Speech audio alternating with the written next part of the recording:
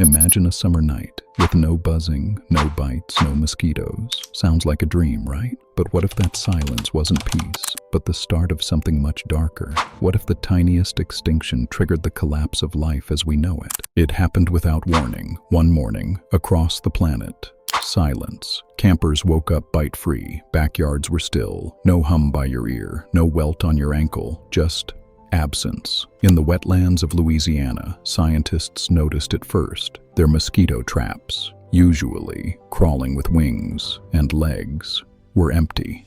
Completely empty. And not just there. In Uganda, the nightly nets stayed undisturbed. In Indonesia, ponds once alive with larvae now sat motionless beneath the sun. Every continent, every zone, mosquitoes, all 3,500 species, vanished. At first, nobody panicked. In fact, they cheered. Social media exploded with celebration. Best day of my life. No more bug spray.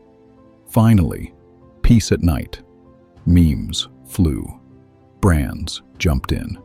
Governments issued vague statements of environmental shifts, but didn't sound too worried. After all, wasn't this good? Less disease, more comfort, a rare win in a chaotic world. But a few voices were less excited. Biologists, ecologists, quiet scientists in cluttered labs. They didn't cheer. They leaned into their microscopes, and they stared at the absence. Because one rule of nature is always true. Nothing disappears without something unraveling, and the vanishing of the world's most hated insect was about to echo in ways no one expected. For the first time in recorded history, the global news cycle agreed on something. Humanity had just won. No more malaria, no more dengue, no more Zika, yellow fever, West Nile. Every year, mosquitoes kill over 700,000 people, more than any other creature. In some regions, they're responsible for half of all childhood deaths. And now, that threat was gone. In hospitals from Lagos to Rio, wards once filled with fevered children began to empty. Mosquito net manufacturers shut down. Insecticide stocks plummeted. The black market for DEET dead overnight. Pharmaceutical companies posted losses. Malaria vaccine trials were canceled mid-study. Tropical disease research centers quietly closed their doors. And the world rejoiced. Tourism boomed in once dreaded destinations. The Amazon? Booked. Sub-Saharan safaris? Sold out. Jungle eco-resorts flourished. Cities lit up fountains and public parks, free at last from the pest that chased humans indoors at dusk. One American senator called it the greatest natural blessing since penicillin. A Brazilian news anchor joked, if they came back, we'd have to kill them again. There were even rumors of a global holiday in the works. Mosquito-free day. It all felt magical. But like most fairy tales, it was a little too clean. Because while the world danced in the streets, something was shifting in the shadows. A whisper in the tall grasses.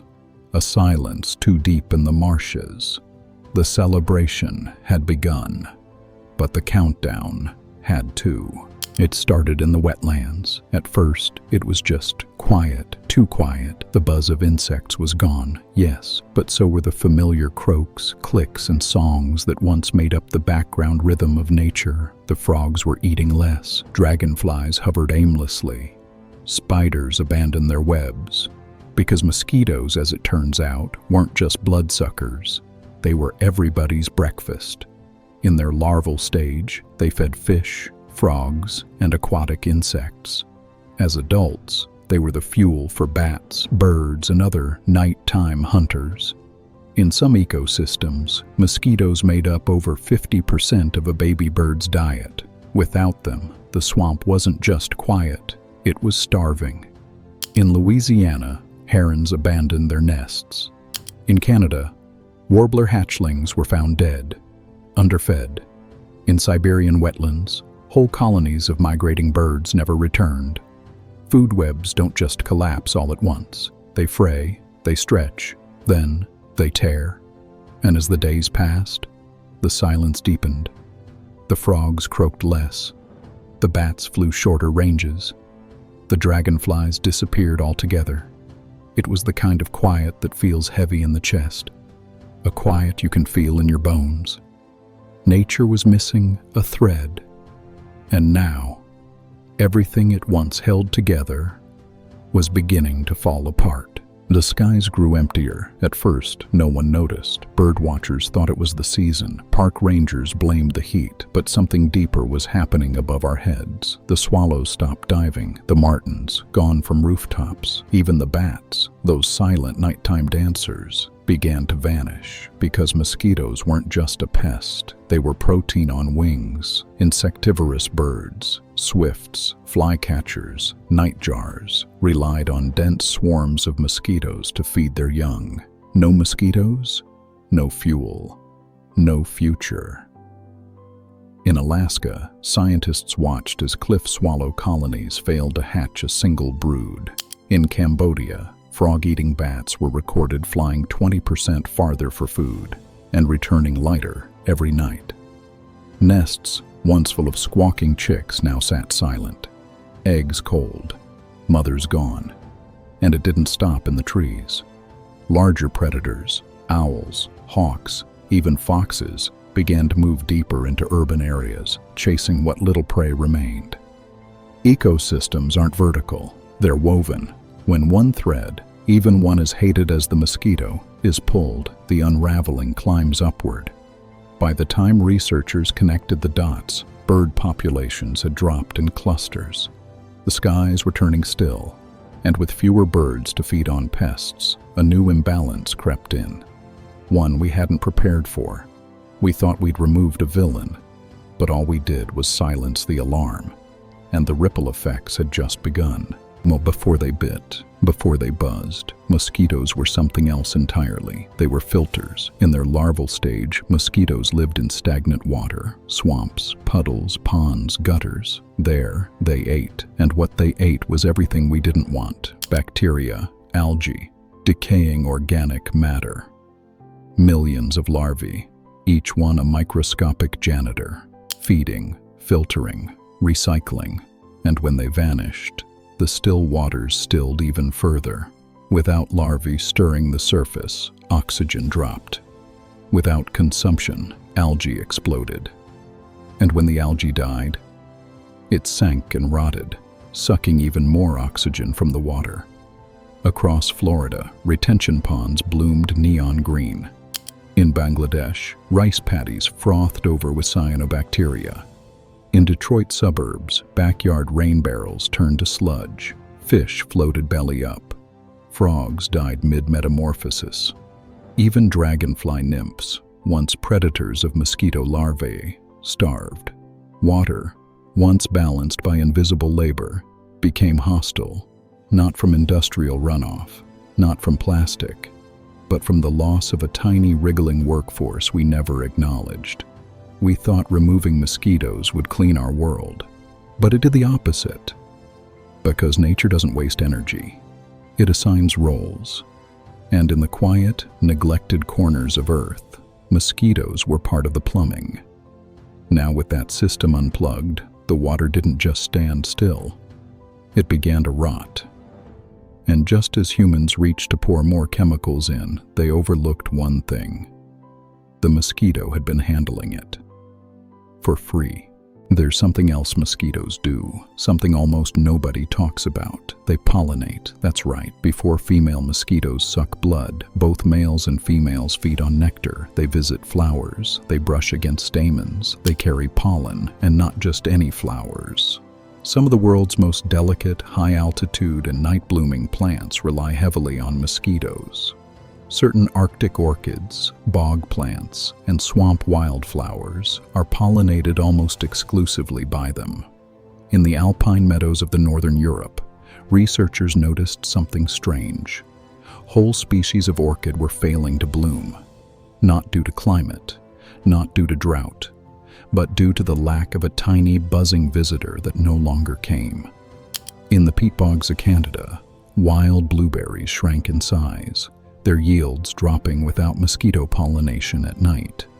And in Southeast Asia, rare jungle blooms began to vanish entirely. Pollination isn't just about honeybees.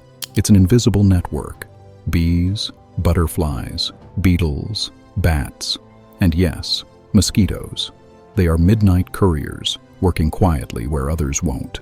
In the cold, in the dark, in the damp places life clings to. Now, without them, those ecosystems whisper into silence. One flower here, one fruit there, gone. And the species that relied on those plants, insects, birds, mammals, feel the loss next.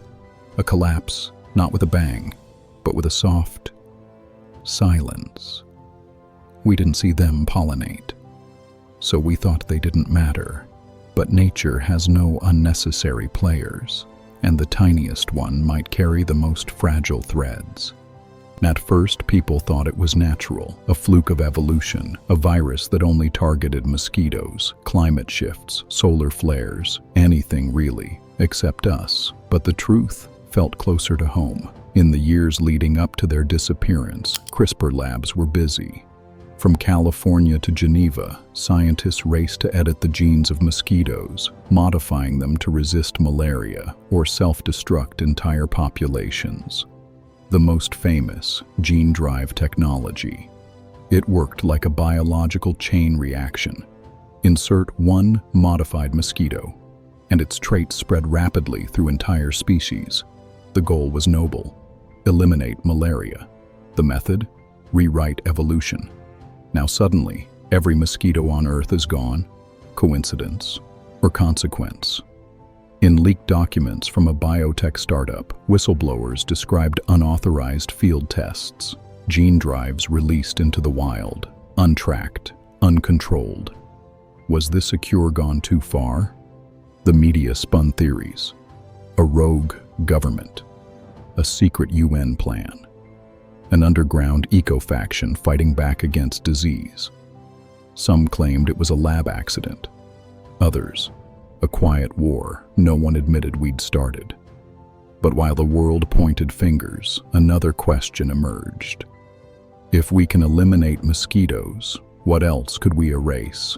Could this be the beginning of precision extinction? What if tomorrow it's ticks, then rats, then snakes, then anything inconvenient?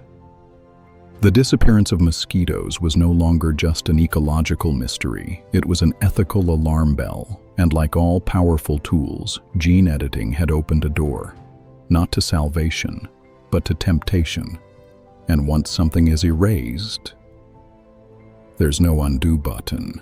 We thought we had won. No more blood-sucking pests, no more midnight itching, no more children dying from unseen bites in the dark. For the first time, humanity had erased a killer, not with vaccines or treatments, but by removing it from the story entirely. And for a moment, it felt like peace. But nature doesn't work in victories. It works in balance. Mosquitoes were annoying, yes, deadly even, but they were also food. Pollinators, recyclers, and keystone cogs in thousands of tiny machines. Without them, the machine kept turning, but slower, rougher, with more grinding and fewer songs in the trees. We forget, nature builds nothing that doesn't serve a purpose, even pain, even pests. When we remove what we fear without understanding what it does, we don't fix the system, we fracture it. The birds didn't evolve to hate mosquitoes, they evolved to depend on them. The flowers didn't choose them, they adapted together. Even our water learned to breathe through their wriggling larvae. The world isn't made of enemies to conquer. It's made of relationships we barely understand. And when we cut the thread of one species, we risk unraveling the entire web. Sometimes the greatest threat to the planet isn't a blood-sucking insect. It's a well-intentioned species with a short attention span and too much power in its hands. Maybe the real question isn't, what if mosquitoes went extinct? But rather, what if we keep choosing what dies next? Maybe it's not a question of if. Maybe it's already begun. In 2022, researchers in Asia reported strange population drops in certain mosquito species without explanation. In parts of South America, entire regions once thick with buzzing wings fell silent in a single summer. In Alaska, the tundra thawed, but the mosquitoes didn't hatch. Some blame pesticides, others shifting climate. A few whispered about gene editing trials that had gone too far or too well. But most people didn't notice at all. Who would mourn the absence of a mosquito? The truth is, extinction doesn't always announce itself. There's no flash, no explosion, just fewer buzzes in the dark, fewer birds nesting near the water. A strange quiet where noise used to be. That's how it starts. Not with a bang, but with a shrug. And if we don't ask why, if we don't look beyond our comfort, we may not notice what's missing until it's already too late. Not just mosquitoes, but bees, frogs, fungi, even the soil beneath our feet. The collapse never feels like collapse until the silence is everywhere. So ask yourself, when was the last time you heard a hum in the night? When did your window last rattle with life? Is the world truly quieter, or are we just getting used to the loss? Imagine a summer night with no buzzing, no bites, no mosquitoes. Sounds like a dream, right? But what if that silence wasn't peace, but the start of something much darker? What if the tiniest extinction triggered the collapse of life as we know it?